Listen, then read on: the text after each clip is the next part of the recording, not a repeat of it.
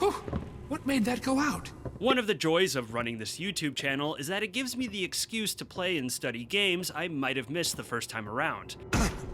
The Thief games are a prime example. When I made videos for the first 2 games, links for those below, I was utterly blown away. I fell in love with the universe, the main character, and most of all the mechanics, which would go on to inspire countless stealth games for years to come. To be honest, I was a little ashamed I hadn't played them up until that point, as I do liken myself a stealth game fan, and this was like the godfather of stealth games. Well, one of them. Recently, I finally sat down and snuck my way through Thief Deadly Shadows. Released almost 2 decades ago, this third entry in the series has always carried a somewhat uncomfortable weight, largely due to the developer that inherited it, the issues surrounding its development, and how it compared to the first 2 entries. Today I will be giving you my thoughts on this fascinating sneak fest, along with briefly touching on its history, ultimately giving my opinion on if it still holds up today and if it's still worth your time. There's a lot of remarkable things about this shadowy threequel, but I have to say, during my playthrough, it was hard to ignore the baggage this game still carries. Kirk Collects is now a proud affiliate of GOG.com. GOG has a huge selection of DRM-free games, modern titles, as well as retro classics. If you're looking to add some titles to your collection, then be sure to use my affiliate link down in the description. It will help this channel out and get you some good old games. Alrighty, let's get back to the show.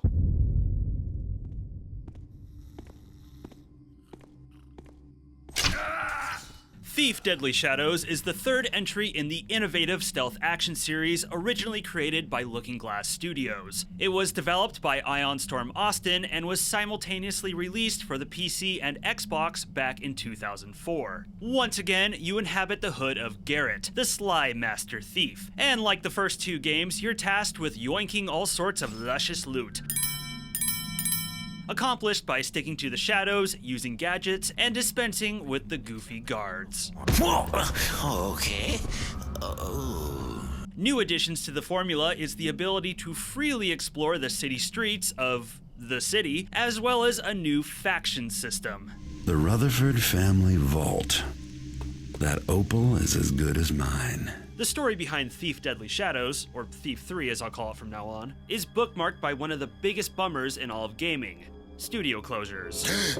The first being Thief's original developer, Looking Glass Studios. Despite Looking Glass being one of the most respected and important game studios of the 90s, and arguably of all time, in the late 90s they were in financial turmoil after releasing a handful of major flops. The final nail in the coffin came after a failed acquisition from Thief's publisher Eidos, who pulled out due to their own financial issues. Kind of interesting to think what might have been if the acquisition had gone through though. Looking Glass, in the long run, could have ended up a subsidiary of Square Enix. Well, only to be bought up by some conglomerate no one's heard of.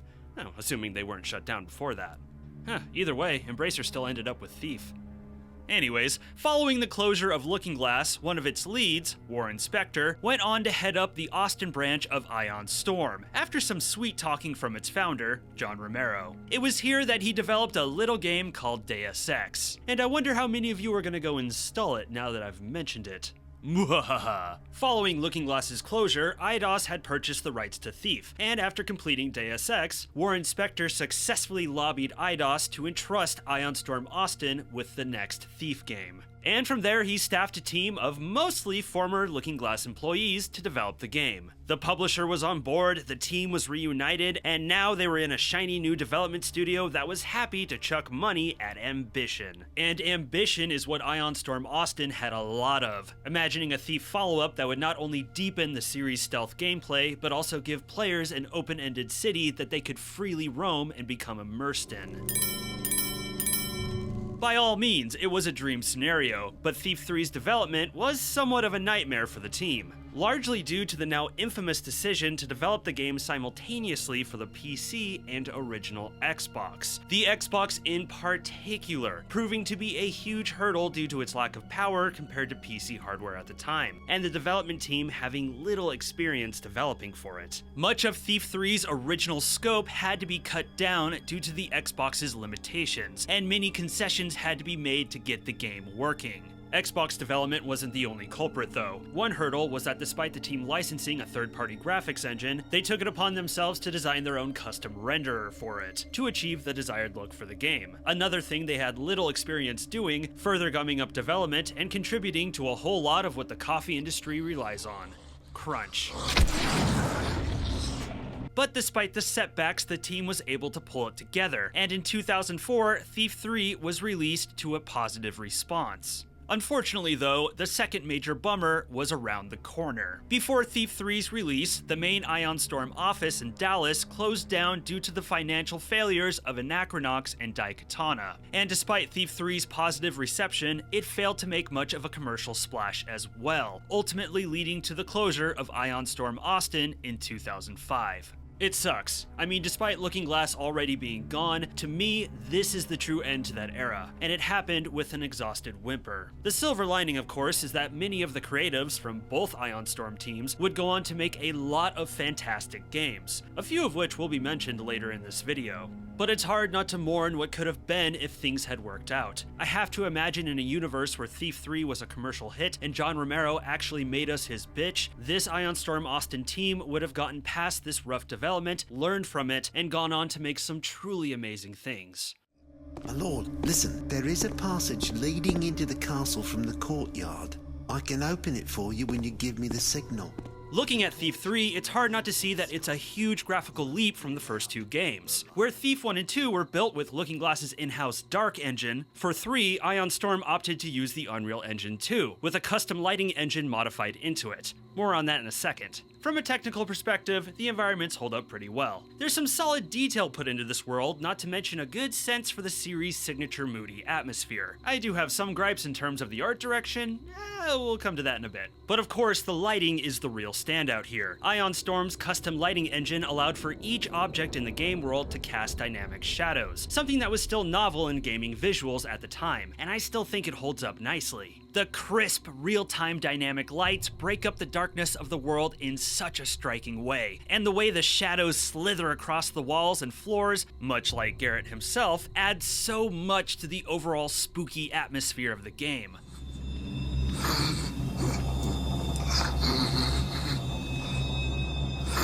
The rich sound design of the first two Thief games was one of their defining traits, and it's preserved in Thief 3. On top of the well-implemented sound effects, we hear the return of the ethereal soundscape of the first two games, a mixture of musical tones and haunting ambiance that creeps into your eardrums.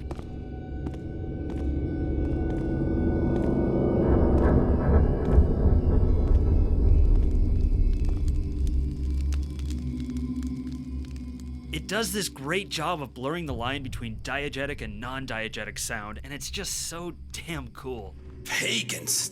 Taffin cripes, I thought I smelled something off. Voice acting, however, is another story. Stephen Russell returns as the voice of Garrett, and once again gives us a memorable performance as the anti-hero. So this is what they all wanted. Well, it's better off with me. And the NPCs and guards are decently voiced. But the pagans are, something else. I'd be sticking it up here so them thiever Garrett, he be's reading it. Him? Bees, I want to deading him. Pagans are a faction of magical tree folk that are borderline feral. With their dialogue, I think we have a case of the writer's intention not being clearly conveyed to the voice actors. Or maybe the voice actors not having the skill to convey the writer's intentions. Either way, the pagans have this strange, creature-like way of speaking that I think is meant for them to sound like Gollum, maybe? But the actors do it in a way that sounds off. Bees, you think him will reads them letter? Be's not matter what I thinks. Diane thinks him. What? Hey. And for whatever reason, they always say bees all the damn time. Bees, bees, bees. It's a little annoying. Bees that? What bees that? Bees not coming in here. Bees? Bees? Who bees? Where the presentation disappointed me, however, is more to do with the overall art direction. One thing that makes the Thief universe so unique and fun is its blending of visual themes. It's one part medieval, one part Victorian, and one part steampunk, with the latter theme more prevalent in Thief 2.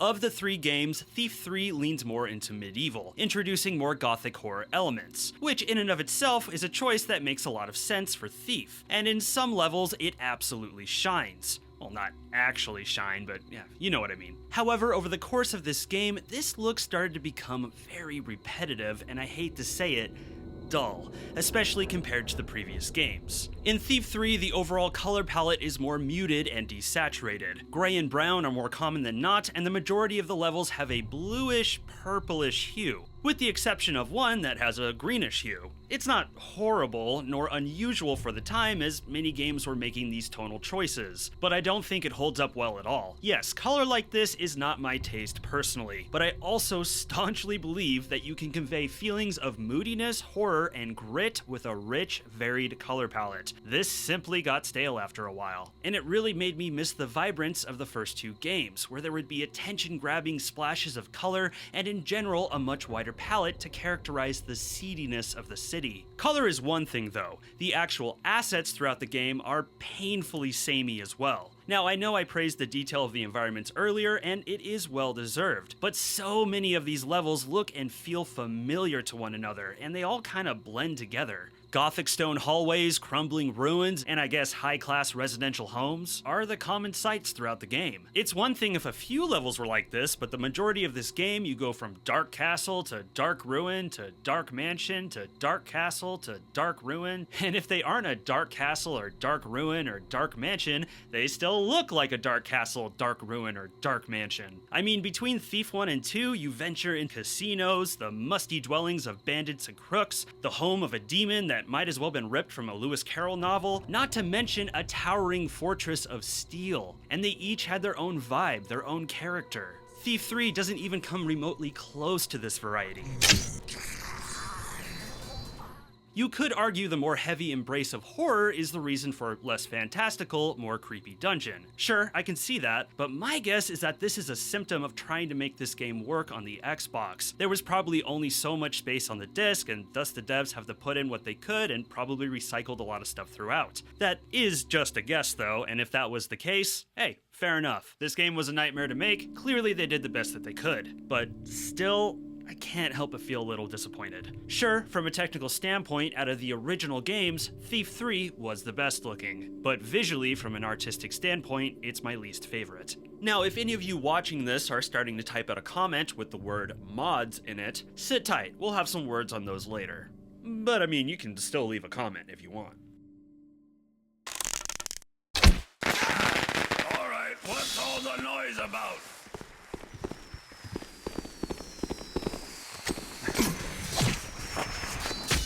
The gameplay of Thief 1 and 2 was hugely influential for the stealth genre, and even today you can still see stealth titles, or games with stealth systems, follow their blueprint. So it's not surprising Thief 3 makes little change to the formula. It's still all about staying silent and staying out of sight. Get in, complete your objectives, and get out. Aiding you, once again, is the light gem that indicates how visible you are. Lit up, you stick out like a raver at a wake. Totally dark, and you're a ghost wearing camo. And with the game's dynamic lighting system, it's a lot easier to tell when you are truly in the dark and truly in the light. And this time around, they've glued the compass to the light gem, an appreciated consolidation. Garrett can now put his back up against the wall, likely inspired by the Metal Gear series. I suppose it was nice to have, but I can't say it made all that much of a difference in gameplay. Sure, there are times it can reduce your visibility further, especially in tight spaces, but you could go through the whole game never using this and be perfectly fine. 'Twas something, I think, that mine eyes didst spy. As you might have noticed, a big new feature is the option to switch to a third-person view, which can be done at any point in the game. It's fine, and it works if you want it. Personally, I preferred the first-person camera, partially because I found Garrett's third-person animations to be a little on the awkward side. But third-person was nice for checking around corners. It kinda defeats the purpose of leaning around corners, and in that regard can make the game a smidge easier, but I didn't think that was that big of a deal. Oh, and it might be a small thing, but now you can blow out candles. Garrett's signature gadgets make a welcome return, like moss arrows to silence footsteps, gas bombs for sleepy time, and of course, water arrows. Not to mention lethal and non-lethal equipment to sort out the guards in case you have to. There has been some changes in this department though. Garrett now has a dagger instead of a sword. However, like the sword, I still don't recommend using it because combat isn't great and still should be avoided. And now the blackjack is unable to knock out enemies who are already alerted. Which, yes, I get in terms of balancing, but is a little irksome. Was that supposed to hurt?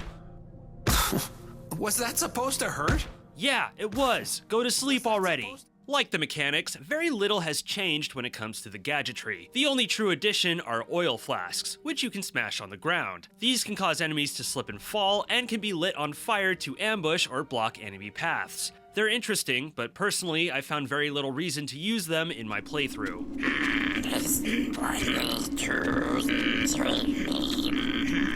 Lockpicking is one thing that's been revamped. Now instead of switching back between two separate lockpicks, the Ion Storm team stole, the same system from Splinter Cell, where you rotate your thumbstick, or movement keys, until something starts to click, and then hold it there until the pin goes up. It's certainly more streamlined, but I can't say it's an improvement, because A, it is very easy, and B, it is very boring. I was playing on PC, therefore it boiled down to tapping the AWSD until something moved. Hold, rinse, repeat. And there was a lot of lockpicking in this game. Humor me for a second and watch me unlock this door.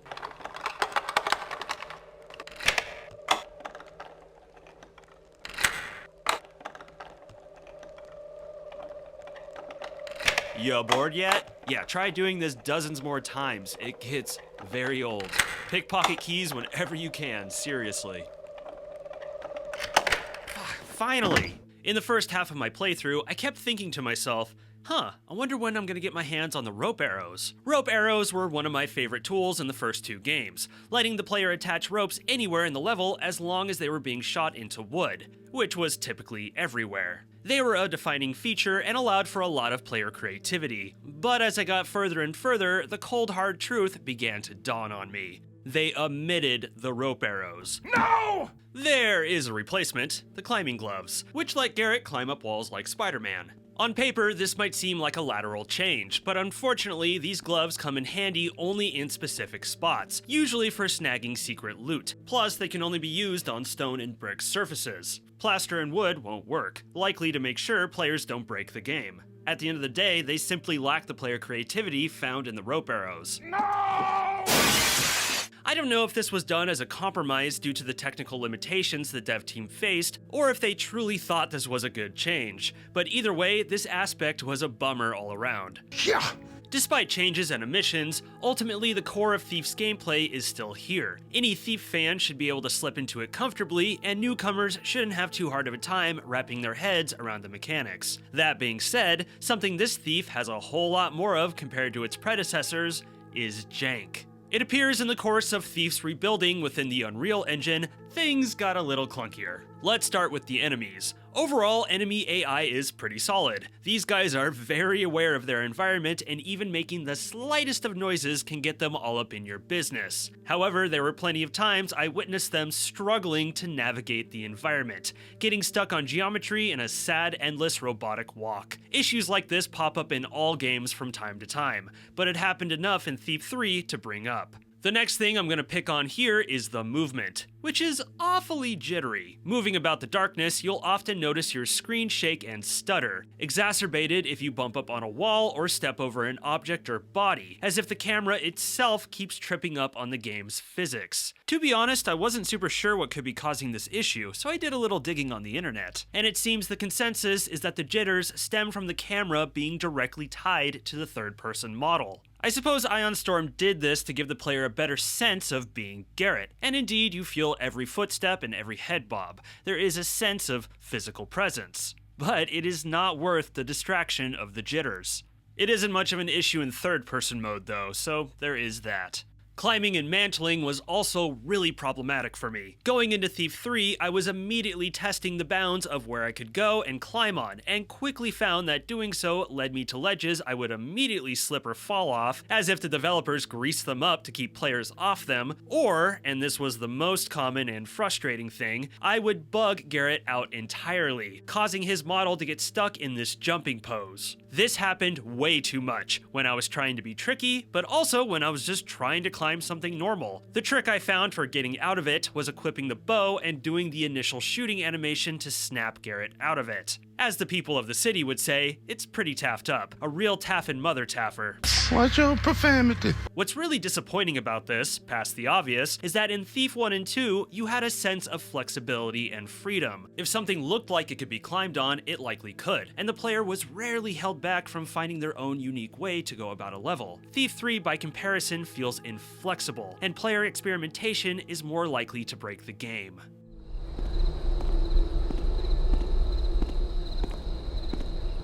Okay, so now that we've talked about the graphics and gameplay, this is a good point to mention the mods. A beautiful thing about the original Thief games is that they've been well supported by the fan community since, well, the very start. Fan patches to fix issues, graphical enhancements, and custom levels are bountiful within the big stinky iceberg we call the internet. I'll put it to you straight. Anything that is annoying about Thief 3 has likely been addressed to some degree by a mod. A staple of Thief 3 modding is the Sneaky upgrade, which collects several popular Thief 3 mods and puts them into one package where the player is able to pick and choose the mods they want. Mods like Thief 3 Gold, which makes minor but impactful changes to the game, and the Minimalist Project, which strips out all the features unique to Thief 3, like the third-person camera, in an effort to bring Thief 3 closer to the first two games, while also introducing new difficulty settings and even tweaks to the level design. I haven't even mentioned the quality of life improvements, like widescreen resolutions, tweaks to the UI, and FOV adjustments. There's even improved texture packs that not only bring better detail and fidelity to the textures, but also enriches the color a bit. Now, while I definitely used a few of these quality of life tweaks, like resolution and FOV, personally, when I review a retro title, I like to stay pretty close to how the game was when it was first released. But knowing there are mods out there that smooth over some of my issues, like the jittering camera and Garrett getting stuck in the jumping pose, I felt it wouldn't be fair not to mention them. If you are someone looking to play Thief 3, I highly recommend looking into them, especially the Sneaky upgrade. They don't totally fix all of this game's problems, but they do improve them. No, you and I, we shouldn't be surprised at all. We should be prepared, have a plan. What's easily the most notable addition is the new hub world, the city. In past games, you simply went level from level in the menu. Now you actually have to navigate through the stony streets and alleys to find your next mission. But the city is not just a means of reaching the next level like some big castle full of wiggly paintings. No, there's more going on here. You can pull off smaller, optional heists, like breaking into homes and businesses, and then sell the stolen goods to fences, who will also sell you your equipment. There's side missions that can be sussed out by paying attention to the NPC banter. Zombies. Yeah, they came from that ship, poor bastards. Not to mention the moment-to-moment stealthiness, as the city guards will come after you. On top of that, there's also faction quests. Several factions inhabit the city, and Garrett can do optional tasks for them to gain their favor and sometimes safe passage. Something that comes in handy in the late game where these factions will either aid you or turn against you. These range from simple collection type quests to outright monster hunting.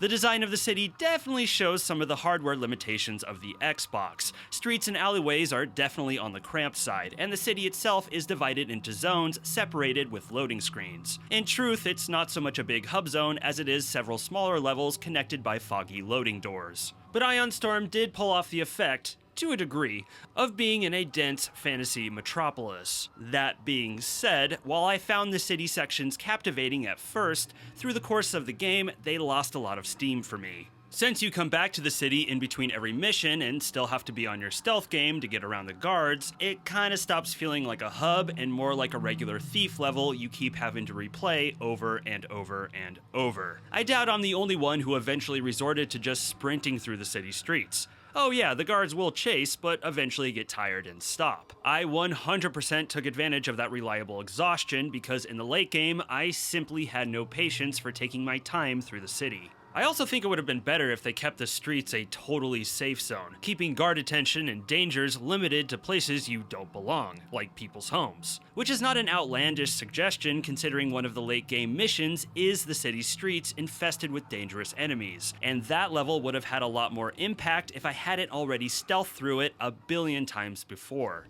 Both factions are very angry. However, they are willing to overlook your recent crimes if you are willing to aid them by performing specific tasks. The factions are the other thing too. While I appreciate the idea here and the fact that they do have an effect on the endgame, overall faction quests feel like an afterthought, tacked on to the game to add some filler. Most of the things you do for the factions are just not that interesting and can be outright annoying. For example, the Hammerites want you to kill these steel beetles found throughout the city. And seeing as they loudly explode upon death, you are more than likely going to alert a guard every time you kill one of these. While I do think the idea to put a hub zone in Thief is a good one and makes a lot of sense, unfortunately I just don't think Ion Storm hit the mark here, and it just sort of ends up feeling like a big speed bump to the most interesting parts of the game. And frankly, knowing about the development struggles this game faced, I can't help but wonder if it would have been a better idea to scrap the city altogether and put all that time and energy into the other aspects of the game. There's the crown. But I see I'm going to have to work for it. Where you can really feel Ion Storm compromising to get this game to run on console hardware is in the level design. Missions in Thief 3 are noticeably lacking the complexity and scope of the first two games. For example, one of the standout missions in Thief 2 had you traversing the dense rooftops of the city. The player had multiple ways of going about it, either sneaking through establishments and homes or sticking to the stony rooftops avoiding guards. Whichever way they went about it, they eventually came to a giant mechanist tower, itself a complicated maze of enemies and security measures. It was an epic, awe-inspiring mission. And I haven't even mentioned that it wasn't broken up by loading screens. This was one big, continuous map. None of Thief 3's heists come remotely close to that scope. In general, levels are smaller, simpler, and more linear. It's a letdown, but it's not all bad. While Ion Storm had more limitations in how they designed these missions, they still designed these missions well, and they are all generally fun to stealth through. In fact, you can make a fair argument that Thief 3's maps are more focused. Where they lack freedom and options, they make up for it with more intensive stealth puzzles, as I like to call them, and heart-pounding, dangerous scenarios. The missions do ultimately manage to hit those classic Thief notes fans fell for to begin with, just not quite as richly. You could also argue the levels have more of a gradual pace to them, helping the game feel more approachable to newcomers.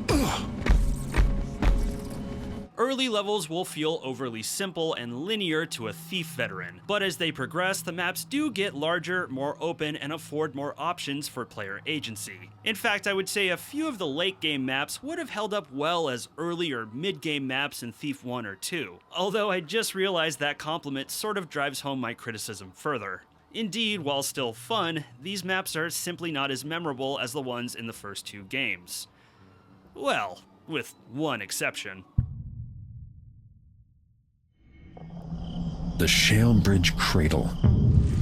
If there's a way to cram more misery into one building's history, I can't think of it. Even if you've never touched a Thief game, there's a chance you've heard of robbing the cradle. Historically considered to be one of the best missions of Thief 3, and one of the best missions in the entire franchise, partially because it was scary as hell. The mission sees Garrett break into an abandoned, very haunted orphanage that was once an insane asylum. Ah yes, the perfect place for some good old-fashioned trauma. It twists the Thief formula to be something more akin to survival horror, resembling something like Amnesia: The Dark Descent, which wouldn't see release for another 6 years. Much of the experience is exploring the unsettling sprawl of this quote-unquote care facility, solving inventory puzzles, keeping away from the twitchy undead who still roam it, and investigating what exactly went down in this house of horrors. Let's just say it was the furthest thing from pleasant. She looks familiar. I actually don't want to spoil too much of this level in case anybody wants to experience it for themselves, as it really does stand apart from the rest of Thief 3. I mean, it's as if halfway through a movie you took a break to watch a totally different short film set within the same universe.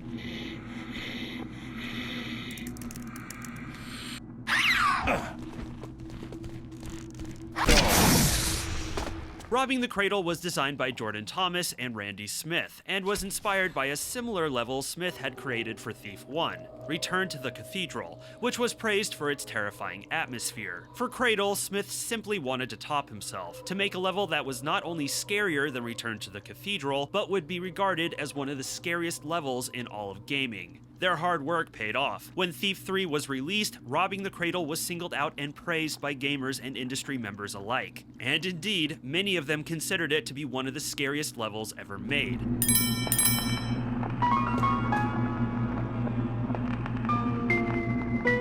After Ion Storm shut down, Randy Smith would go on to help Arcane Studios with Dark Messiah of Might and Magic, and Jordan Thomas would go on to work on the BioShock series, specifically designing Fort Frolic in Bio 1, a similarly terrifying and famous section of that game, and served as the creative director on BioShock 2. And I would say it's pretty easy to see the influence Robbing the Cradle might have had on those games.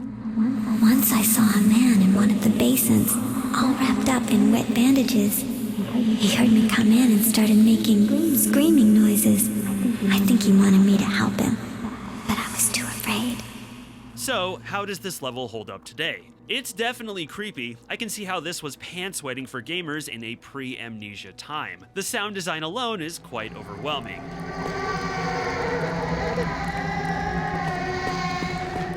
And the level design is quite strong. Far more non-linear compared to the other levels in this game. For myself though, while I certainly enjoyed Robbing the Cradle, I can't say it had me jumping out of my seat in fright. In fact, I thought some of the late game missions were creepier than this one.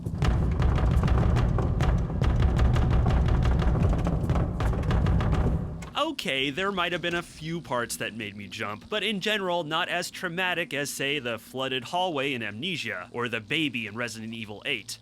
Oh god, that thing is seared in my brain forever. The level is a great break from the norm though, and a fun and clever way to reintroduce the supernatural elements of Thief's universe, which were absent from the second game. It may not have the effect it did back in 04, but I do think it is a fascinating map, a great example of how to create effective horror atmosphere in a game, and an important footnote in the larger history of immersive sims and survival horror, as it did have a lot of influence in both genres.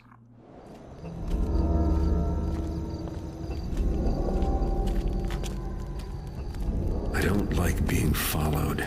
Cryptic notes, secret meetings. Haven't you keepers outgrown this stuff yet? It was not our intention to be cryptic. What was your intention?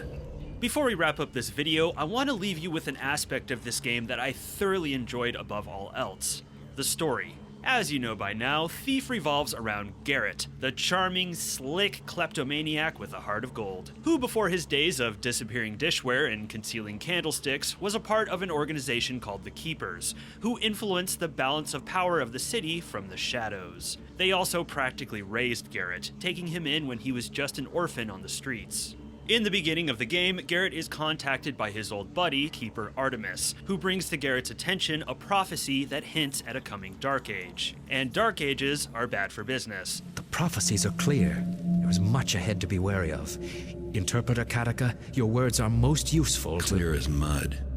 Exactly what will happen, and what are we supposed to do about it? So Garrett begins to investigate this prophecy, all the while sniffing out a conspiracy within the organization that threatens not only the Keepers, but Garrett himself. You've moved up in the world, Orland. Nice view. Yes, I have. It's first Keeper Orland now, Garrett. Within these walls, you answer to me. To be honest, I was a little ho-hum on the plot of this game at first. After besting a sinister demon in the first game, and then triumphing over a steampunk cult in the second, being thrust into what seemed like a political power struggle for the third was a tad underwhelming. But then there is, let's say, a development that turns this story upside down, and without giving too much away, because honestly I don't want to spoil this one, reveal a far more sinister plot that actually ties into the first two games of the series. It's pretty dang fun to experience, and the best part is that it actually concludes, or offers a conclusion, to Garrett's story that I found incredibly satisfying. Thief 3 conveys its narrative much the same as its predecessors, with 2D animated cutscenes and Garrett's narration in the briefing videos before missions. He's carrying a velvet bag, about the size of a man's fist, and it never leaves his sight. Sounds likely to be valuable. I was really pleased to see the return of the 2D animated cutscenes. Sure, some of the animation is simplistic by today's standards, but I just love the style of these. The blending of 2D and live action and the general eeriness of them. They feel as if they were ripped from the pages of underground 90s comic books. I can't say the same for the cutscenes that were done in Engine, though. They're not terrible, but they feel jarring next to the animated cutscenes, lacking their style in favor of something more cut and dry. They don't hurt the narrative, but they can distract from it. Overall, though, in a game where for every positive there seems to be a few downsides, the narrative was nothing but upside. I know everyone is still rinsing out the sour taste of the recent Resident Evil show from their mouths, but man, if there was one game that would be excellent for a TV show adaptation, dude, Thief.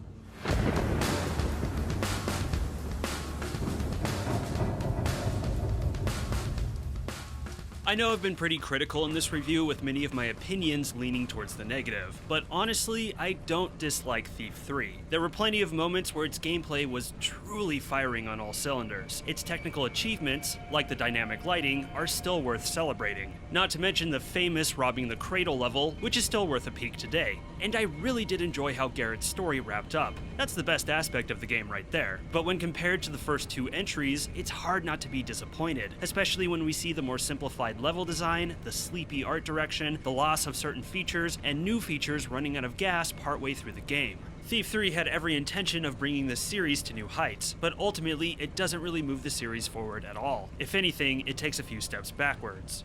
Is it still worth playing? Well, if you're a die-hard Thief fan who somehow hasn't managed to play this yet, or like me, is someone who is newer to the series and is enjoying the universe, then I would say yes, mostly just to see how the story concludes. And I would highly recommend the mods to smooth over some of the more annoying aspects. But for everyone else, this is fine to skip. There are simply better stealth titles out there to spend your time with, old and new. I knew it.